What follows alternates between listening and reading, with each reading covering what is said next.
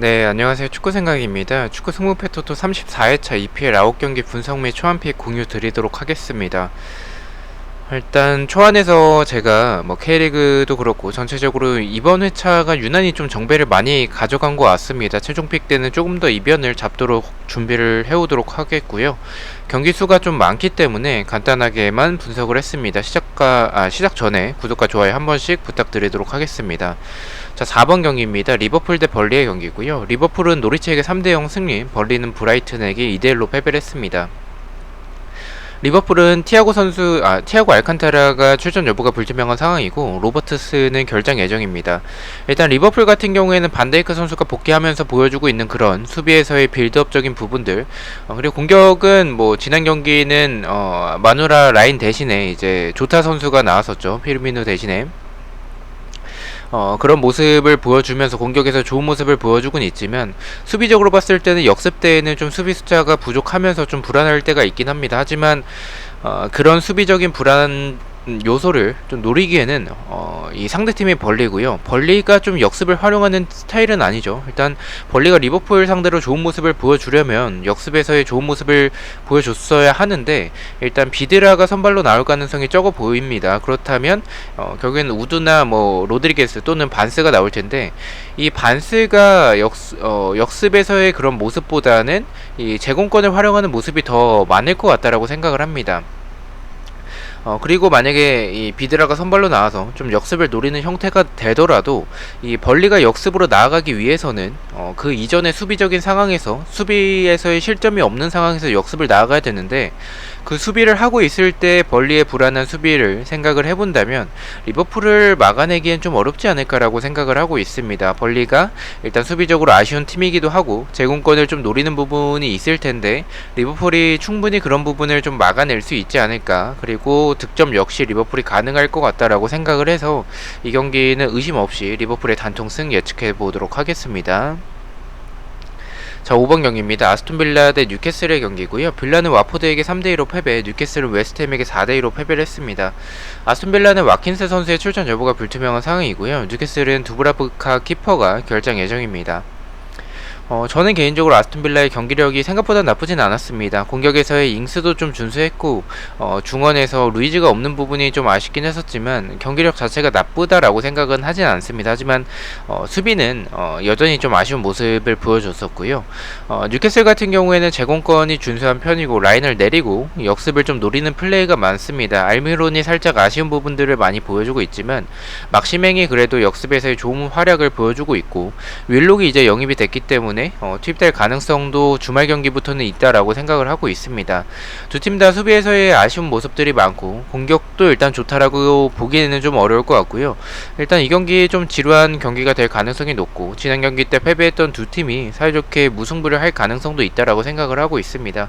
경기력을 봤을 때는 사실 누가 더 우위라고 판단하기 좀 어려울 것 같은데 일단 아스톤빌라도 생각보다 경기력이 나쁘지 않고 뉴캐슬도 윌록이 들어온다면 경기력적으로 한층 더 업그레이드가 될 가능성이 있다라고 생각을 해서 저는 비등한 결과가 나오지 않을까라고 생각을 하고 있습니다. 빌라의 단통 무승부 예측해 보도록 하겠습니다. 자, 6번 경기입니다. 크리스탈 팰리스 대 브렌트 퍼드의 경기고요. 크리스탈 팰리스는 첼시에게 3대0 패배, 브렌트는 아스날에게 2대0으로 승리를 했습니다. 일단 크리스탈은 에제 선수가 결장 예정이고요. 크리스탈의 스타일은 여전히 선수비 후 역습을 하는 대표적인 팀이라고 볼 수가 있습니다. 역습이나 압박, 세트피스 이런 공격적인 부분이 좋은 편이긴 하지만 자아에 대한 의존도가 좀 너무 큰 크리스탈 팰리스이겠고요. 브렌트 같은 경우에 승격 팀이죠. 전체적인 스타일을 좀 말씀을 드리면 3백을 사용을 하면서 전방에서의 토니와 은베모의 활약이 굉장히 좋고 크로스 공격이나 측면에서의 공격들 그리고 세트피스 등 제공권이 좀 좋은 편이긴 합니다. 압박도 굉장히 좀 좋았었고요. 일단 두 팀의 개막전에서의 모습만 봤을 때는 크리스탈보다는 좀 브렌트가 조금 더 좋아 보이긴 하는데 일단 약간 조금 의심을 해봐야 될 게 브랜트의 상대가 정말 경기력이 좋지 않았었던 아스날이었습니다. 크리스탈 팰리스가 아스날처럼 후방에서의 빌드업을 해나가는 팀은 아니고요. 압박이 좋은 브랜트의 장점을 살리기 위해서 좀 빌드업을 해나가는 팀들이 압박에 고전하는 상황에서 그런 부분들이 나오는데, 일단 크리스탈 팰리스는 빌드업을 그렇게 많이 활용하는 팀은 아닙니다. 그래서 이런 브랜트퍼드의 장점을 좀 살리긴 좀 어려워 보이고, 역습에 좀 취약한 이런 수비적인 모습을 좀 생각을 해본다면 크리스탈 팰리스가 공격을 막아내고 역습으로 득점을 하는 결과가 나올 수 있지 않을까라고 생각을 하고 있습니다. 그래서 저는 크리스탈 팰리스의 단통 승을 예측을 해보도록 하고요. 불안한 점 같은 경우에는 크리스탈 팰리스가 라인이 높지 않아서 오히려 브랜드의 이제 이 크로스나 세트피스에서의 그런 제공권을 좀 활용할 가능성, 그런 공격 기회가 많을 수도 있을 것 같아서 선제 실점을 만약에 크리스탈 팰리스가 하게 되면 이 크리스탈 팰리스의 단점이 라인을 내리고 좀 역습을 하는 그런 플레이를 하는데, 이 실점하고 나서는 라인을 많이 올립니다. 그렇게 되면 수비가 굉장히 불안한 상황들이 많아서 일단 그런 크리스탈 팰리스의 수비적인 부분들 때문에라도 좀 무승부도 고민을 하고 있는 경기입니다.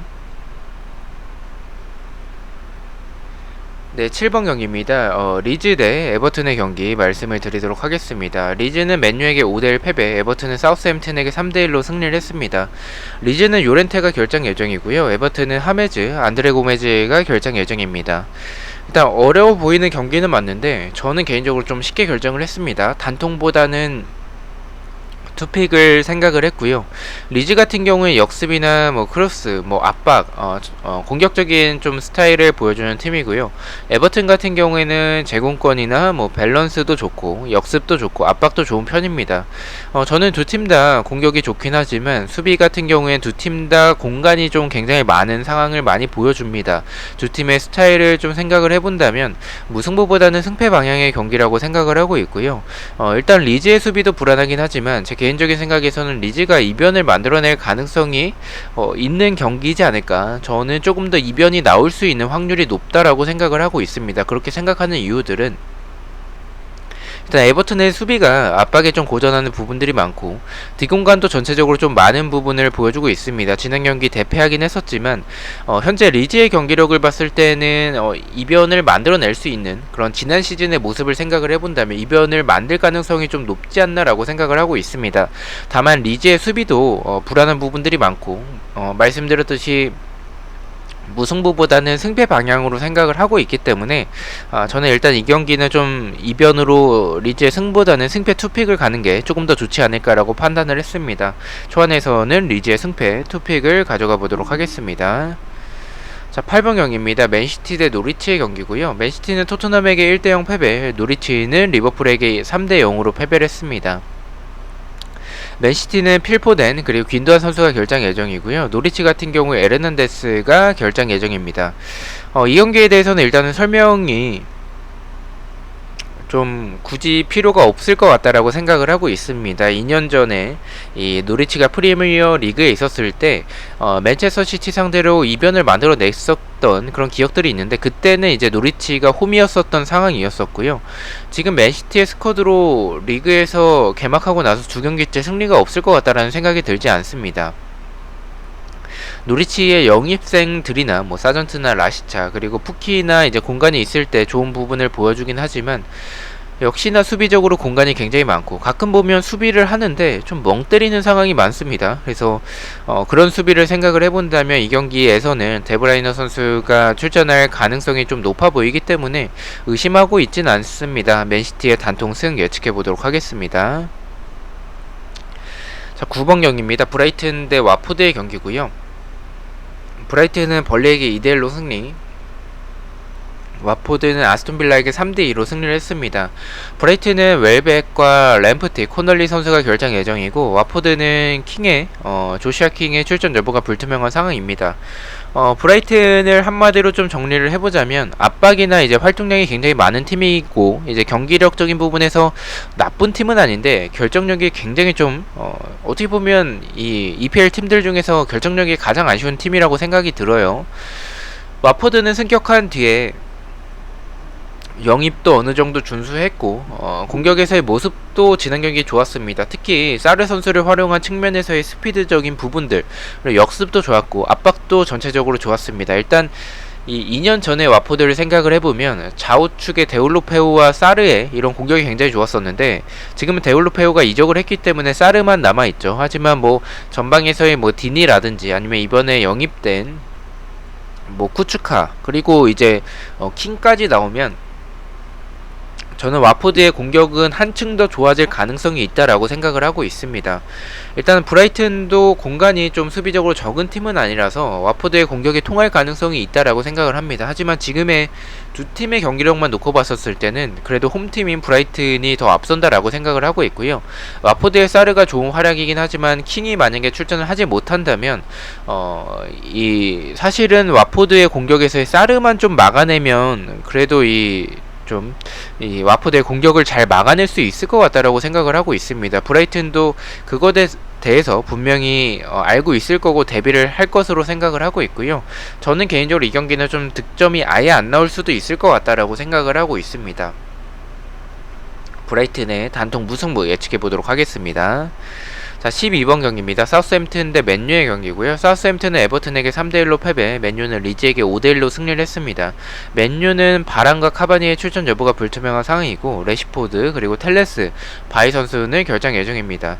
저는 개인적으로 사우스햄튼이 잉스의 공백은 있지만 암스트롱이 득점을 해줬고, 지난 시즌과 비슷한 스타일의 압박이나 이 볼을 탈취하고 나서의 그런 역습을 나아가는 과정들, 풀백의 높은 위치, 그리고 공격진들이 개인 능력이 있죠. 뭐 제 아담스나 뭐 제네포, 레드먼드 이렇게 좀 공격진의 개인 능력이 있겠고요.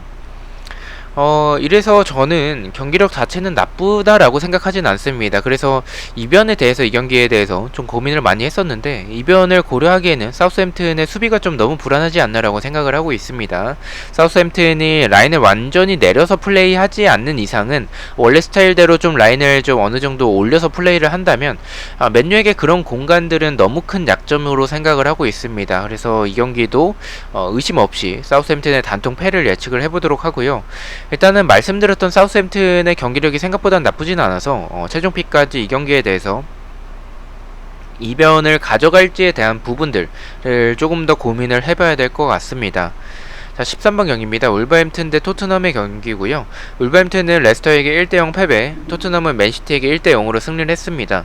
울버햄튼은 볼리, 그리고 카스트로, 네토, 포덴세가 결정 예정이고, 토트넘은 케인의 출전 여부가 불투명한 상황입니다. 세세뇽과 은돈벨레는 결정 예정이고요.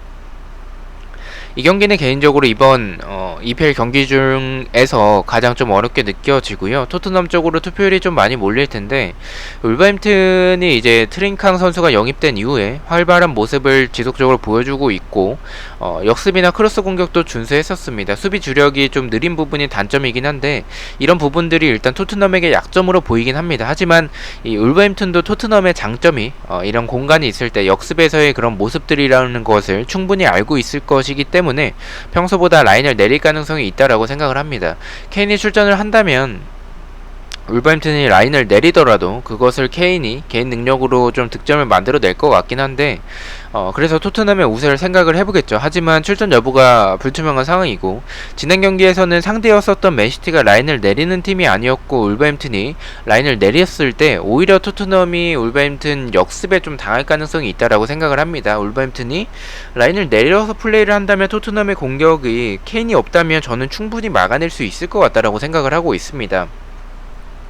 투표율도 일단 토트넘 쪽으로 많이 몰릴 경기라고 생각을 해서 저는 일단 이 경기는 좀 이변을 생각을 하고 있고요. 초안에서는 이 경기를 투픽을 가져가기에는 좀 애매하다라는 생각이 들어서 승무패로 지어보도록 하겠습니다. 자, 마지막 경기입니다. 아스날 대 첼시의 경기고요. 아스날은 브랜드퍼드에게 2대0 패배, 첼시는 수정궁에게 3대0으로 승리를 했습니다. 아스날은 토마스 파티, 은케티아, 오바메양, 라카제트가 결장 예정이고, 첼시는 지에흐 선수가 결장 예정입니다. 루카쿠와 캉테 선수는 일단 출전 여부가 불투명한 상황입니다. 일단 아스날 지난 경기 지난 시즌도 일단은 굉장히 못했었는데 이번 시즌 첫 경기는 정말 충격이었습니다. 파티나 오바메양, 라카제트와 같은 주축 자원들의 부상이 있기도 했었지만 압박이 굉장히 고전하고 제공권도 굉장히 불안했었고요. 전체적으로 수비가 너무나도 불안했었습니다. 공격도 역습이나 크로스 외에는 크게 기대가 되지 않는 부분들, 결정력도 굉장히 떨어지는 모습들이 많았고요. 반면에 투엘의 첼시는 챔스도 우승을 했고 베르너에 대한 아쉬움이 있었는데 루카쿠가 영입이 됐기 때문에 긍정적인 모습을 보여줄 것으로 생각을 하고 있습니다.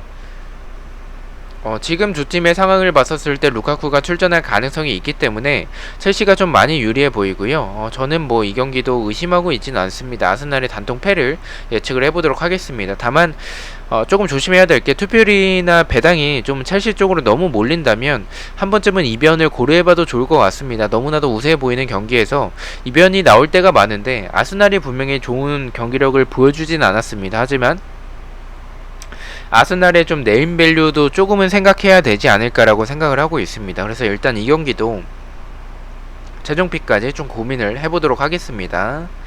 자, 이렇게 해서 14경기에 대해서 공유를 모두 마쳤고요. 1번부터 초안픽만 말씀을 드리겠습니다.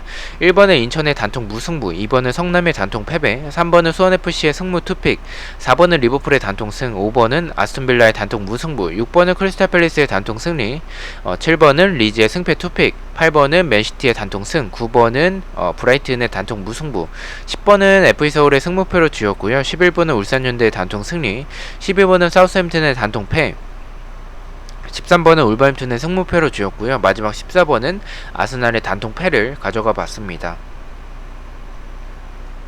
자, 이렇게 해서 초안픽을 어제 영상, K리그 영상까지 해서 공유를 모두 마쳤고요. 저는 금요일 오전에 최종픽 영상으로 다시 찾아뵙도록 하겠습니다. 시청해주셔서 너무나도 감사드리고 구독과 좋아요 너무나도 감사합니다. 감사합니다.